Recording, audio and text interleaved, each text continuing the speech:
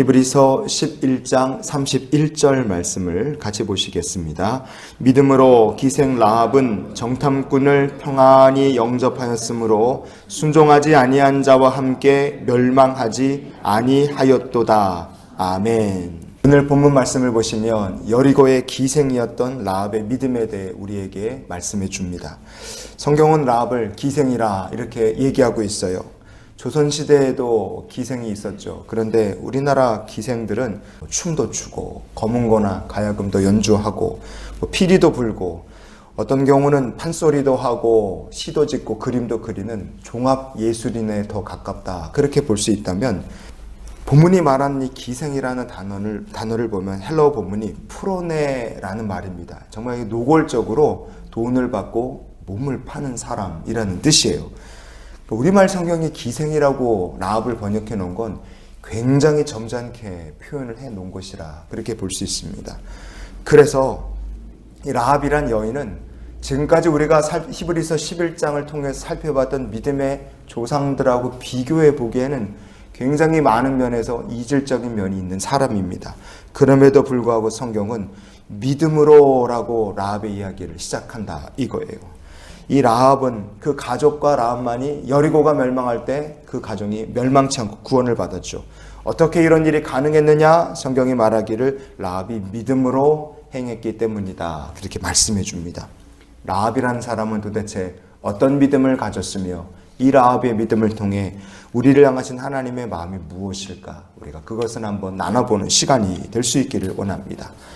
라합의 믿음은 도대체 어떤 믿음일까? 그냥 간단하게 요약을 하면 하나님의 말씀을 듣고 그 말씀을 믿고 고백하고 순종한 믿음이다. 우리가 그렇게 볼 수 있습니다. 그냥 예수를 믿는 과정을 보여주는 삶이 바로 라합이란 사람의 믿음이라 우리가 볼 수 있어요.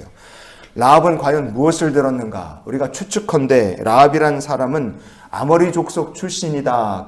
그렇게 볼 수 있습니다. 왜냐하면 이스라엘 백성들이 요단강 건너기 전 요단강 건너편에서 싸웠던 아모리 왕의 왕들이 있었어요.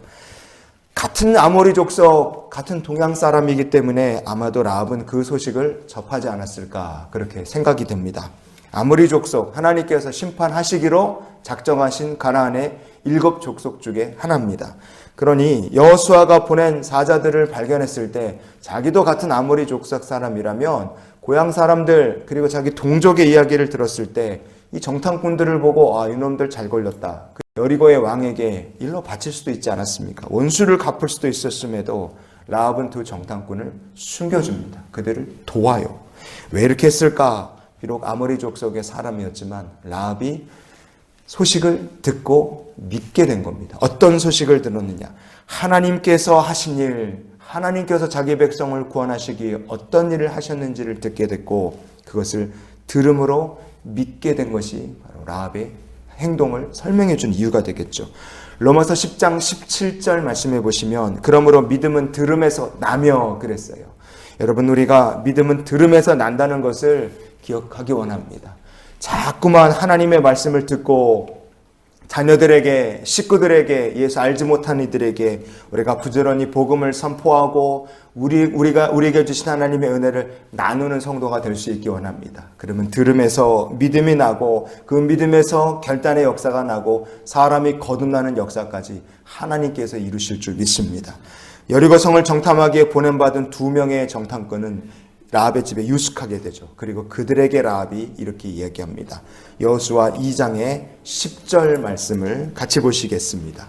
이는 너희가 애굽에서 나올 때에 여호와께서 너희 앞에서 홍해 물을 마르게 하신 일과 너희가 요단 저편에 있는 아모리 사람의 두 왕 시온과 옥에게 행한 이 일 곧 그들을 전멸시킨 일을 우리가 들었음이니라. 아멘.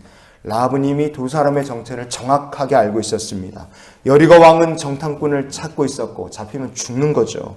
정탐꾼들은 여리고 왕에게 넘긴다면 큰 상을 받을 수 있는 좋은 계기가 되는 거죠. 라합은 그러나 정탐꾼들을 오히려 보호했습니다. 그들을 도왔습니다. 그 이유가 무엇이냐?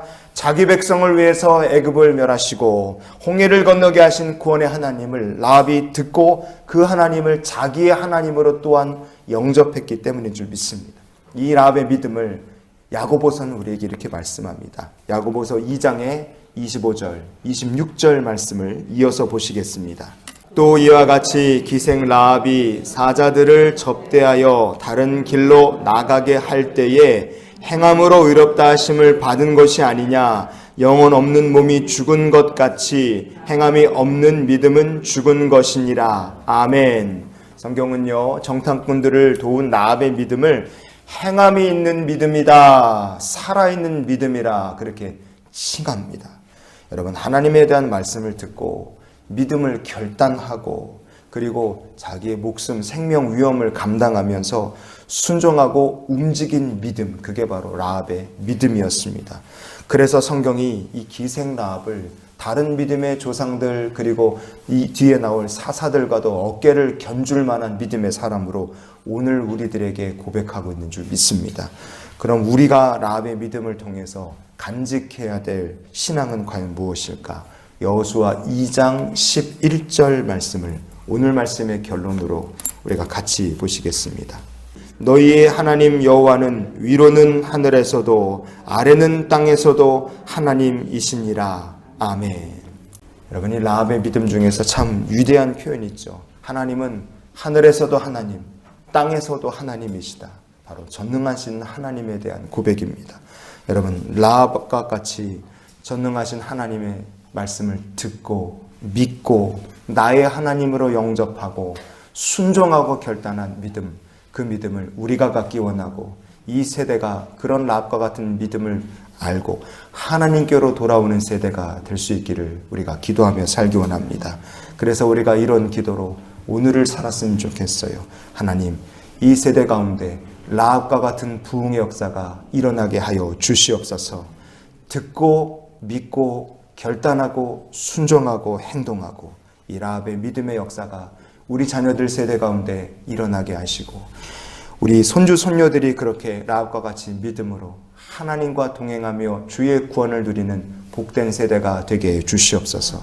심판받을 세상 가운데 주의 은혜로 구원받는 우리들의 삶이 됐으니 이 구원의 역사가 다음 세대에게로 물려 내려가기를 기도하며 오늘을 사는 복된 날이 되시기를 주의 이름으로 축원을 드립니다.